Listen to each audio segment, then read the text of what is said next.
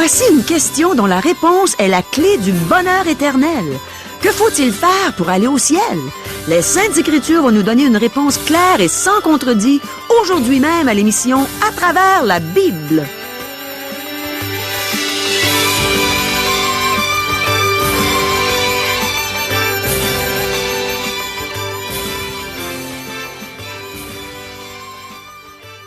Chers auditeurs, pour en savoir davantage sur le contenu de cette émission, vous pouvez contacter en tout temps Radio Espoir via Internet à www.radioespoir.ca ou par téléphone, sans frais, au 1-877-l'Espoir, 1-877-537-7647. Bonjour, ici Caro. Mes amis, si vous n'êtes pas absolument certain d'aller au ciel un jour, je vous encourage à écouter attentivement les réponses que donne la Bible aux questions que voici. Que faut-il faire pour aller au ciel? Qui peut nous enseigner et nous faire comprendre les vérités spirituelles? Que signifie le terme « être revêtu de la justice de Dieu » ? Devons-nous demander à Jésus de nous sauver? Est-il possible d'avoir l'assurance d'aller au ciel après la mort? Demeurez à l'écoute, le pasteur Régent Joly a trouvé toutes nos réponses dans la parole de Dieu et il est prêt à nous donner tout ce bon enseignement dont nous avons besoin. Alors, premièrement, demandons à Dieu de toucher nos cœurs par sa parole, qu'elle puisse faire une grande différence dans notre vie. Oh oui, Seigneur, viens toucher nos cœurs. Enseigne-nous aujourd'hui et touche le cœur des gens qui ne te connaissent pas encore. Sauve-les, Seigneur. Donne-leur la vie éternelle. Amen. À toi, Régent. Merci, Caro. À la dernière émission, nous avons vu que Ruth fut très bien accueillie par Boaz alors qu'elle est venue glaner dans son champ. Boaz avait entendu parler de Ruth et il l'avait couvert de son manteau protecteur. Nous avons vu que Dieu avait établi un droit de rachat des propriétés des personnes en Israël, dans le but de conserver une répartition juste des terres. Le parent qui a droit de rachat est une image du Seigneur Jésus-Christ, qui nous a rachetés de notre péché. Il est venu vers nous, tout comme Boaz est allé vers Ruth. L'image de la rédemption que nous voyons en Ruth et en Boaz révèle le cœur de Dieu qu'il a aimé les pécheurs le premier. Celui-ci nous sauve par amour et non par obligation. Dans ce 3e chapitre, l'action se passe à l'ère de vanage. Ruth ignorait ce qu'était le droit de rachat, et elle ne réclamait pas ses droits. Donc, Naomi s'en mêle et elle va jouer à Cupidon pour que Ruth trouve un époux.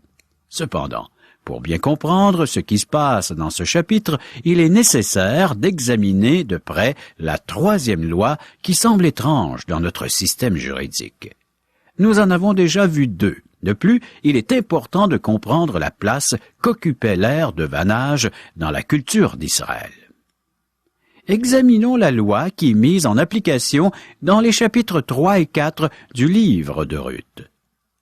Lorsque des frères demeureront ensemble et que l'un d'eux mourra sans laisser de fils, la femme du défunt ne se mariera point au dehors avec un étranger, mais son beau-frère ira vers elle, la prendra pour femme et l'épousera comme beau-frère. Le premier-né qu'elle enfantera succédera au frère mort et portera son nom afin que ce nom ne soit pas effacé d'Israël. Si cet homme ne veut pas prendre sa belle-sœur, elle montera la porte vers les anciens et dira « Mon beau-frère refuse de relever en Israël le nom de son frère. Il ne veut pas m'épouser par droit de beau-frère. » Les anciens de la ville l'appelleront et lui parleront. S'il persiste et dit « Je ne veux pas la prendre », alors sa belle-sœur s'approchera de lui, en présence des anciens, lui ôtera son soulier du pied et lui crachera au visage. En prenant la parole, elle dira « Ainsi sera fait à l'homme qui ne relève pas la maison de son frère. » Et sa maison sera appelée en Israël la maison du déchaussé. Deutéronome 25, versets 5 à 10. Voilà une loi inhabituelle. Seul le livre de Ruth illustre le fonctionnement de cette loi dans la Bible. Mais elle a dû être utilisée très souvent, car elle était le recours de la veuve chaque fois qu'un homme mourait sans enfant. Cette loi était bien connue au temps de Jésus-Christ. Les Sadducéens, qui ne croyaient pas en la résurrection, ont présenté le cas hypothétique d'une femme qui épouse 7 frères pour leur susciter une postérité, mais qui moururent tous sans laisser d'enfants. Luc chapitre 20, versets 27 à 33. Maintenant, imaginons un scénario. Plusieurs frères vivent ensemble dans la maison paternelle. Un jour, le travail de la journée terminé, un des frères, l'aîné, sort et revient vers la fin de la soirée. Les frères se demandent où il est allé, mais tous l'ignorent.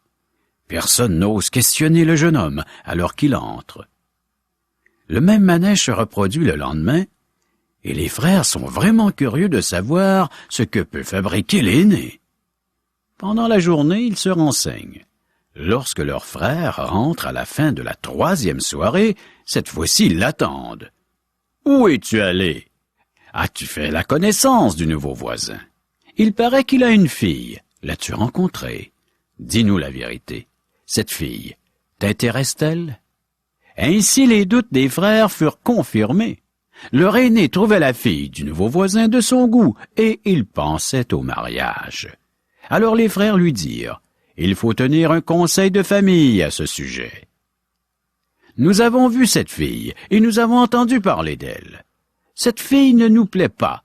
Si tu l'épouses, il se pourrait que l'un de nous ait aussi à l'épouser, au cas où tu mourrais sans enfant. » Selon la loi mosaïque, si l'aîné mourait, la fille, maintenant veuve, pourrait demander n'importe quel des frères en mariage pour susciter une postérité à son mari décédé. Poursuivons avec notre histoire. Supposons que l'aîné insiste pour épouser sa voisine. Quelque temps après, il meurt. Ce pourrait être à la guerre ou encore à la suite d'une maladie ou d'un accident. Il meurt sans que le couple ait eu un enfant. Maintenant qu'elle est veuve, la jeune femme pourrait exiger qu'un des frères l'épouse. Et croyez-moi, il sera très difficile pour lui de refuser. S'il refuse carrément de l'épouser, elle peut le traîner devant les tribunaux. S'il refuse de le faire malgré le jugement de la cour qui reconnaît la légitimité de sa requête, alors la veuve peut lui retirer son soulier et lui cracher au visage devant les anciens de la ville. Peu d'Israélites auraient été prêts à subir un tel déshonneur. Cette loi place une veuve sans enfant dans une position unique.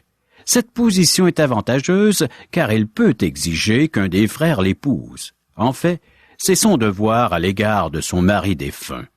Ceci devait rapprocher les familles. Tous les membres d'une famille devaient s'intéresser à la question lorsqu'un des garçons désirait épouser une fille. La famille devait vouloir tout savoir au sujet de la fille. Cette loi avait 2 buts. Premièrement, elle assurait une protection aux femmes. Elle pouvait protéger l'héritage de son mari en se trouvant immédiatement un autre mari dans la famille de son époux. Elle était ainsi protégée des rapaces qui auraient pu la priver de la propriété de son défunt mari. Il y en avait sûrement, puisque le Seigneur Jésus a maudit les scribes et les pharisiens parce qu'ils mangeaient la maison des veuves. De plus, Dieu voulait protéger les droits de propriété. Dieu avait donné le pays à la nation d'Israël et les 12 tribus se l'étaient partagé. Ensuite, le territoire de chaque tribu avait été subdivisé et partagé entre les familles de la tribu. Une famille ne pouvait pas céder sa terre en permanence. Si elle était dans le besoin, elle pouvait la vendre, mais elle lui revenait l'année du jubilé. Ainsi, chaque tribu était assurée de conserver son territoire. Cependant, une veuve aurait pu épouser un étranger qui aurait pris possession de la terre du mari défunt. Cette loi protégeait les propriétés qui demeuraient dans leur tribu. Donc, c'est le parent le plus proche qui avait le droit de rachat et qui pouvait épouser la veuve. Nous concevons difficilement une telle loi dans notre société, mais elle fonctionnait bien en Israël. Dans le cas de Ruth, elle est une veuve sans enfant, et la propriété qui aurait appartenu à son mari était passée dans les mains de quelqu'un d'autre, puisque Naomi et Ruth étaient très pauvres. Elle a le droit de réclamer que Boaz l'épouse, car il est un proche parent. Comme l'a souligné Naomi, Boaz a un droit de rachat. En fait, Boaz, qui aimait Ruth, devait en suer un coup. Il ne peut demander Ruth en mariage. C'est elle qui doit réclamer qu'il devienne son mari. Cependant, nous verrons plus loin qu'une autre personne a priorité sur Boaz pour le droit de rachat. Ruth pourrait préférer exiger que cet homme soit son mari. En fait, Boaz ne sait pas qui Ruth va réclamer. Il doit attendre que Ruth prenne une décision et agisse. Naomi explique donc à Ruth qu'elle doit dire à Boaz qu'elle veut qu'il exerce son droit de rachat. Donc, Naomi va donner des instructions à Ruth. Ces instructions nous semblent très étranges lorsque nous comprenons mal la place qu'occupait l'ère de vanage dans la culture d'Israël. Dieu pourvoyait aux besoins de son peuple par des lois appropriées. Israël était une société agraire, donc plusieurs lois traitaient de l'agriculture. Les lois du système mosaïque n'étaient pas seulement conçues pour protéger la population, mais elles étaient aussi adaptées au pays dans lequel était installé Israël. Les lois furent rédigées en tenant compte de la situation particulière de la Palestine. Donc, certaines lois concernaient les aires de vanage et les coutumes de l'époque. Une aire était située sur le sommet d'une colline afin que le vent puisse venir de toutes les directions pour séparer la balle du grain. La balle est l'enveloppe de la graine. Par contre, le pressoir était installé au bas des collines. Il était plus facile d'y descendre les grappes de raisin que de les monter au sommet de la colline.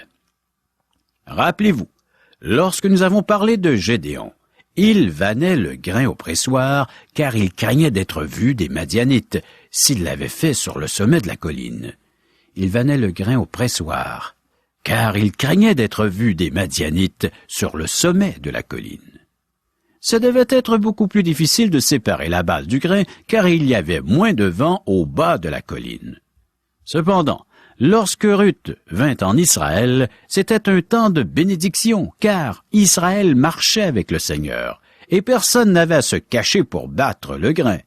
Lorsque Naomi a décidé de revenir en Israël, elle avait entendu dire que la famine, signe du jugement de Dieu, était terminée. Examinons une aire de vanage. Une telle aire était aménagée sur une surface unie et dure.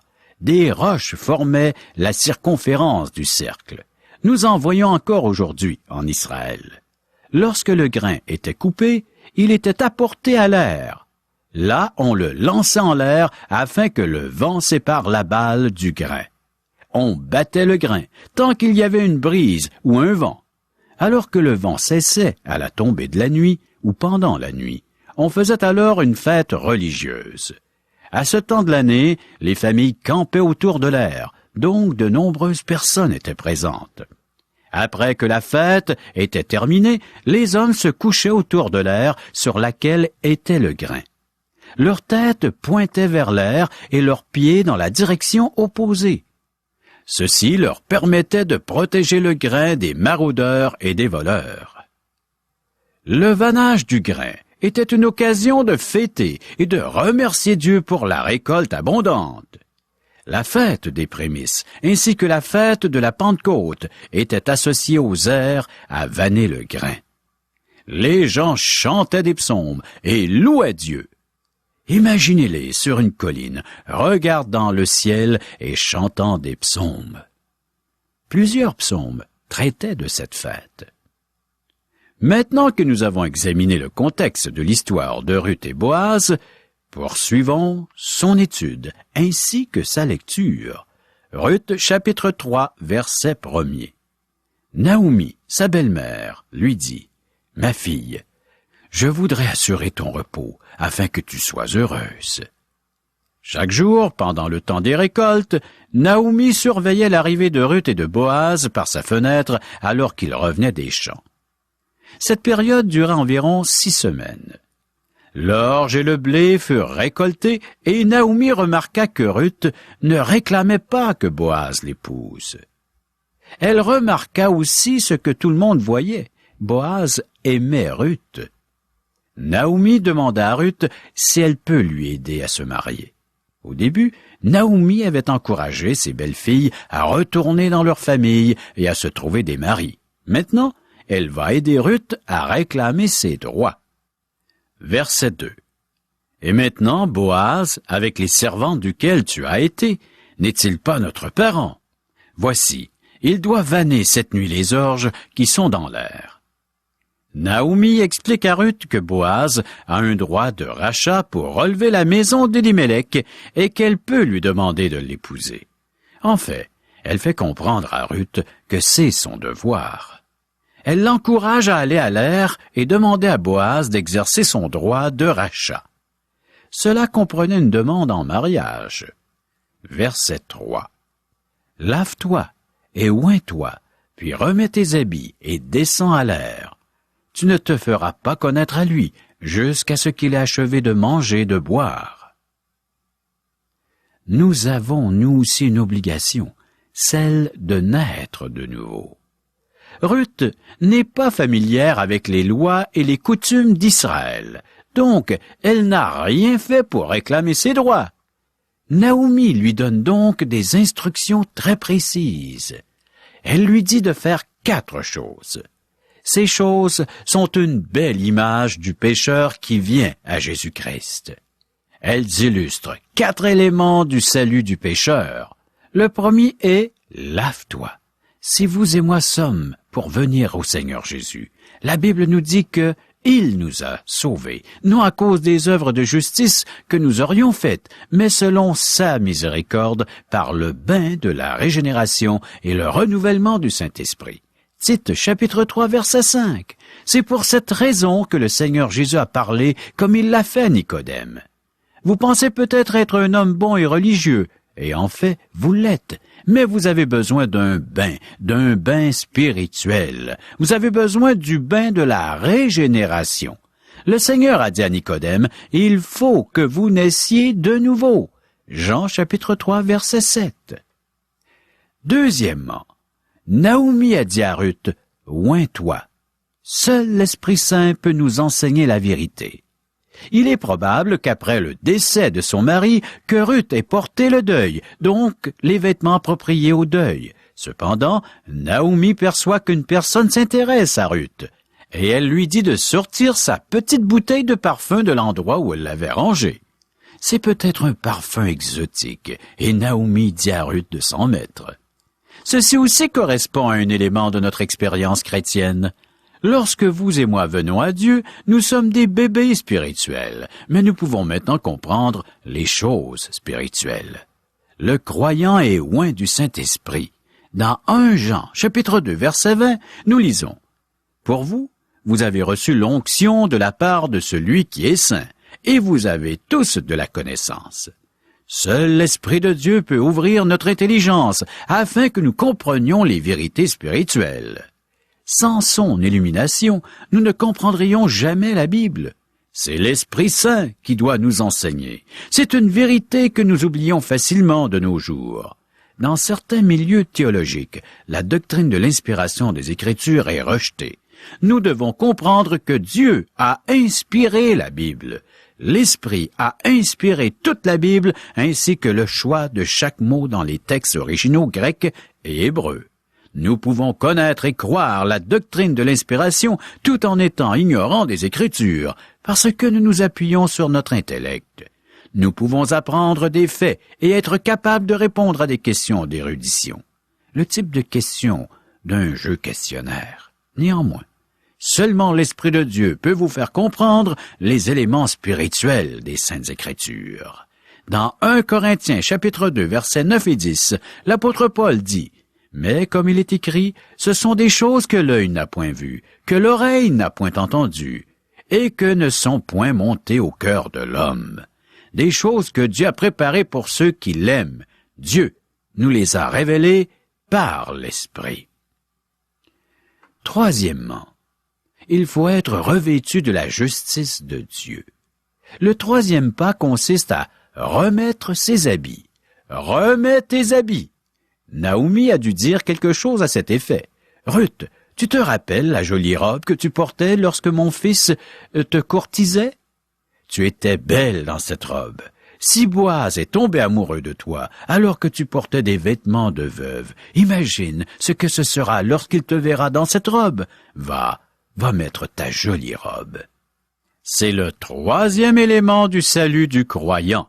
Lorsque vous et moi acceptons le Seigneur Jésus comme sauveur, nous apprenons qu'il devient notre justice. Non seulement nous libère-t-il de l'esclavage du péché, non seulement nous régénère-t-il et fait-il de nous un enfant de Dieu, mais il nous revêt de sa justice. La Bible en parle comme d'un vêtement de justice. Romains chapitre 3 verset 22. Justice de Dieu par la foi en Jésus-Christ pour tous ceux qui croient, il n'y a point de distinction. Paul parle de la justice comme un vêtement qui recouvre le pécheur, de sorte que Dieu nous voit en Jésus-Christ. Donc la justice du Seigneur Jésus devient notre justice. Celui qui n'a point connu le péché, il l'a fait devenir péché pour nous, afin que nous devenions en lui justice de Dieu. 1 Corinthiens chapitre 5, verset 21. Maintenant, examinons le quatrième pas. Descends à l'air. Il faut demander à Jésus de nous sauver. Naomi dit à Ruth de descendre à l'air et de demander à Boaz de la racheter. C'est un pas crucial. De nombreuses personnes ont été élevées dans des églises et elles ont entendu la parole de Dieu, mais elles n'ont jamais invité le Seigneur Jésus-Christ à les sauver. Il arrive que de telles personnes soient tout de même membres d'une église. Seriez-vous une personne qui n'est jamais descendue à l'air pour demander au Seigneur Jésus de la sauver? Vous devez réclamer le Seigneur Jésus comme sauveur personnel. Dans ce troisième verset du 3e chapitre du livre de Ruth, nous voyons 4 éléments du salut.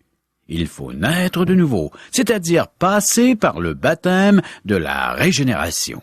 Il faut recevoir le Seigneur Jésus comme notre sauveur. Lorsque nous le faisons, il nous revêt d'une belle robe blanche, d'un vêtement de justice non souillé. Il nous revêt de sa propre justice. Il nous donne sa justice. De plus, c'est l'Esprit de Dieu qui ouvre nos yeux aux vérités spirituelles. Mes amis, vous pouvez avoir l'assurance d'aller au ciel après votre mort. Je vous ai écrit ces choses afin que vous sachiez que vous avez la vie éternelle, vous qui croyez au nom du Fils de Dieu. 1 Jean chapitre 5 verset 13. Si vous ne l'avez pas, demandez à Dieu de vous la donner. Demandez-lui de vous révéler l'état de votre cœur ainsi que son Fils Jésus-Christ. Vous pourrez ainsi l'accepter comme sauveur et recevoir son vêtement de justice. L'invitation s'adresse à vous, mes amis. Que répondez-vous à Dieu? Cette invitation vient de Dieu et non de nous. Nous sommes que des porteurs du message de Dieu. Le message est de Dieu lui-même. Il vous invite à vous détourner de votre péché et à le recevoir comme sauveur personnel, en parlant de son Fils bien-aimé, la personne de Jésus-Christ. Chers amis, nous vous encourageons, pécheurs, à aller vers Jésus afin d'être sauvés. Prochaine émission, Ruth chapitre 3, versets 4 à 18. Merci beaucoup, Régent. Avez-vous entendu ça, mes amis? On peut avoir l'assurance d'aller au ciel après la mort. Régent vient de nous citer un verset qui a fait toute une différence dans ma vie il y a plusieurs années. J'aimerais le répéter pour ceux qui ne l'auraient pas encore saisi. C'est dans la première épître de Jean, au chapitre 5, verset 13. Il dit « Je vous ai écrit ces choses afin que vous sachiez que vous avez la vie éternelle, vous qui croyez au nom du Fils de Dieu. » C'est tellement simple. Mais combien de gens passent à côté de cette vérité biblique, cette déclaration qui vient du cœur de Dieu? Et Régent nous a aussi dit que nous sommes porteurs du message de Dieu. Mes amis, Jésus est venu sur cette terre il y a environ 2000 ans. Il est mort sur la croix pour payer la dette de nos péchés. lui qui n'avait jamais péché, il a été condamné à subir notre châtiment à notre place. Mais le 3e jour, il est ressuscité. Puis, il est monté au ciel où il est assis à la droite de son Père et où il prépare une place pour tous ceux qui croient en lui, tous ceux qui ont placé leur confiance en lui seul pour le pardon de leurs péchés et le don gratuit de la vie éternelle. Oui, mes amis, Jésus est au ciel. Mais comment est-ce qu'il peut parler aux gens aujourd'hui? Par sa parole, par la Bible, bien sûr. Mais il parle aussi par la bouche de ceux qui l'ont reçu comme sauveur et maître de leur vie, de ceux qui sont devenus des enfants de Dieu par la foi en Jésus-Christ. Et l'apôtre Paul nous dit, dans sa 2e épître aux Corinthiens, au chapitre 5, à la fin du verset 19 et au verset 20, que Dieu a mis en nous, les croyants, la parole de la réconciliation. Il dit que nous faisons les fonctions d'ambassadeurs pour Christ, comme si Dieu exhortait par nous. Et je me joins à Paul pour vous dire, mes amis, nous vous en supplions au nom de Christ, soyez réconciliés avec Dieu. Mon ami, Dieu t'a donné le moyen d'être réconcilié avec lui. Je ne te connais pas personnellement, mais Dieu te connaît. Il sait tout ce que tu as fait, tout ce que tu as dit depuis ta tendre enfance, et il t'aime. Mais il y a une chose qu'il déteste, c'est le péché. Et Dieu nous dit qu'on a tous péché, qu'on est tous privés de sa gloire. C'est pourquoi il a pourvu un moyen de cesser d'en être privé. Il a donné son Fils unique, afin qu'en croyant en lui, on ne périsse pas, mais qu'on ait la vie éternelle. Mon ami, veux-tu cette vie éternelle? Veux-tu être certain que le jour où tu mourras, tu iras tout droit au ciel pour être avec Dieu pour toujours? Repens-toi. Détourne-toi de tout ce que tu reconnais comme étant péché dans ta vie. Demande au Seigneur de te pardonner, de te sauver, de te donner la vie éternelle, et il va le faire tout de suite. Tu peux devenir un enfant de Dieu en ce moment. Tu peux devenir un ambassadeur, une ambassadrice de Dieu en recevant Jésus comme ton sauveur, comme ton Seigneur. Ne résiste pas à l'appel de Dieu. Tu ne sais pas si tu vivras demain. Pendant qu'il est encore temps, reçois Jésus dans ton cœur. Laisse-le te donner ce beau cadeau qu'il veut te faire. Une vie nouvelle, la vie éternelle, et plein d'espérance. Tu seras dans la joie, tu seras dans la paix, et tu vas vivre dans l'amour de Dieu éternellement.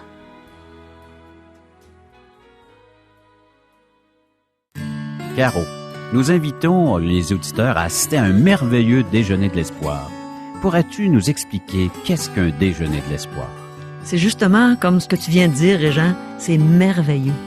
C'est merveilleux parce que, premièrement, les gens viennent prendre un bon déjeuner gratuitement, en compagnie de gens qui vont les aimer, les entourer, et ensuite on entend un témoignage d'un vécu, le vécu d'une personne, comme toi, Régent. La dernière fois que j'ai entendu ton témoignage, j'ai été épatée.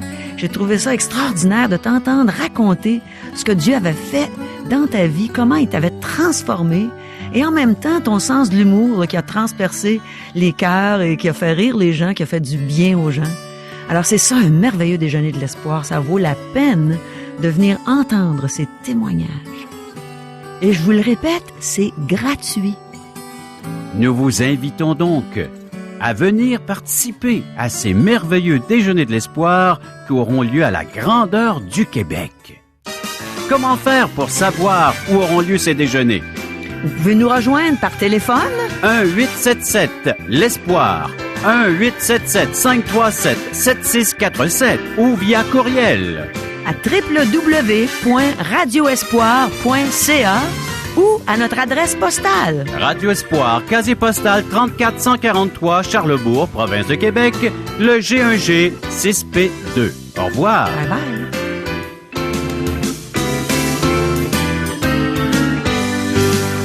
Cette émission vous a été présentée par Radio Espoir.